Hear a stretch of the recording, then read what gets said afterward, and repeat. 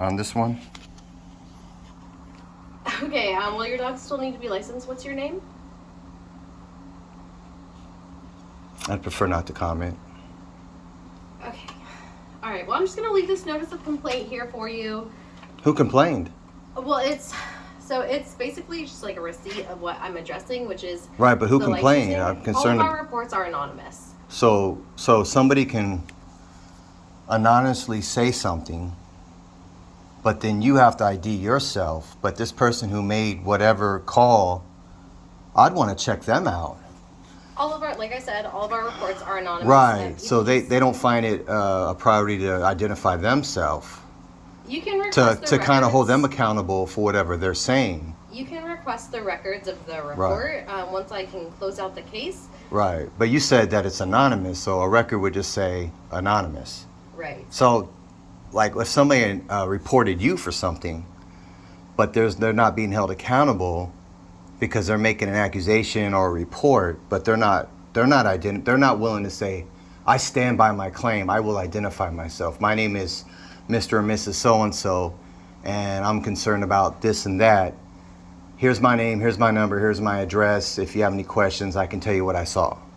They're not doing that. They're just anonymously, according from what you're saying to me, they're saying something, and they're left off the hook, but then you're coming to a person's house or anybody's house, and you're wanting them to ID, but the person who made this call can just kind of disappear in the wind. It seems kind of unbalanced. Is that reasonable what I'm saying? Yeah, I totally understand what you're saying. Okay. So if someone could be walking by and they notice a dog and they're worried that it's a little bit skinny, we're just here to make sure the dogs are being properly cared for. Right.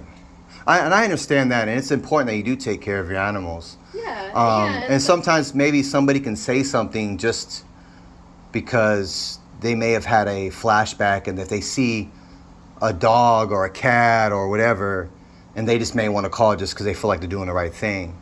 And then it opens up a can of worms. When I understand where you're coming from. I'm not against people looking out for their animals, whatever animals they own. But it just seems kind of lopsided where a claim could be made, but then that person does not stand by their claim. They're just kind of like anonymous, and they disappear in the wind. But then the burden is on the person who's being accused. But the accuser gets away scot-free.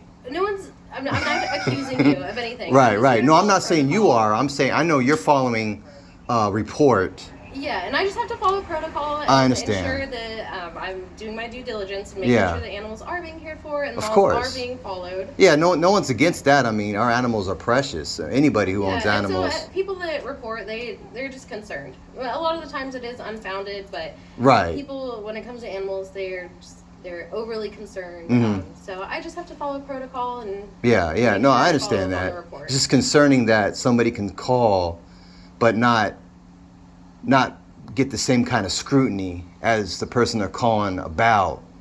Seems kind of lopsided. Right. I mean, am I being unreasonable in thinking that? Not at all. I'm just here to right. report. And I don't want to be. I'm definitely not trying to be combative or argumentative. I'm just assessing that this anonymous person, whoever they are, can just go around and make calls, and they could be a serial caller. And you don't have a record of that. Like, we do flag that. Like, so you don't want to Mrs. Kravitz. I don't know if you ever watched. If your address is being continually reported, then we will definitely flag that. Of course, yeah. So if that was the case, then we would pay attention to that. However, I do see that there was a couple calls here, but they were all canceled, so I don't know. Could have been the front yard, as you can see. So I see that. And that could have been a concern. Here.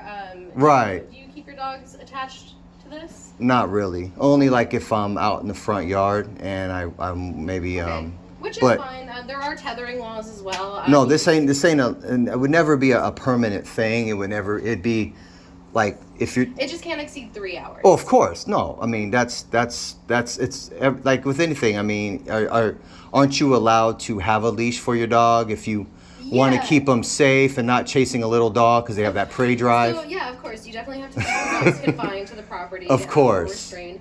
We typically recommend trolley systems.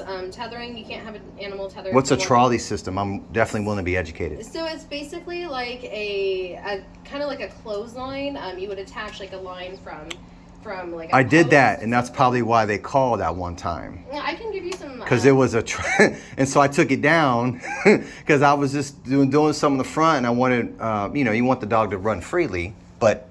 Right. Yeah. But then I got a call on that one time. I can give you some literature on that if you'd like. But yeah, I was basically here just to do a welfare check. If you don't want to show me your dogs. Yeah. You don't have to right now, but I will need you to license them. That is a San Diego County code that all dogs have to be licensed. It's how we track rabies. And like I said, if they're up to date on their rabies, you can do it online.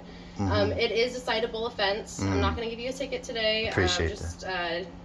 Like I said, the notice of complaint. It's basically just like a receipt saying that you will comply by the date given. What's is there like a fee or a cost with the licensing?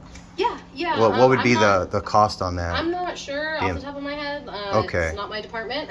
Oh, okay. I didn't know if you had this, because since you're bringing it up, I thought you may have the common knowledge or. I have it.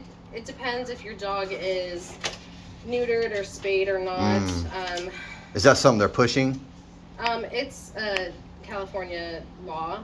So they can't reproduce? Then how do people have dogs? No, it's not that. It's for rabies. It's the rabies. Okay, not the spayed or neutered then. Okay, no, gotcha. So if they are spayed or neutered, it's $18 for 1 year, $33 for 2 year, and $45 for 3 year. If they are spay neutered, if they're not spay neutered, it's $36, $66, and $90.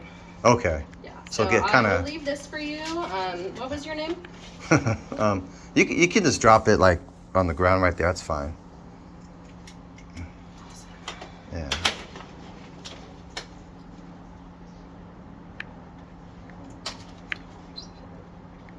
And you're Zybarth? Officer Zebarth. Zebarth. So I make sure I pronounce it correctly. And what are your dogs' names? You have 2 shepherds? I plead the fifth on that. Once you license it, it'll be all in our system. So there's that.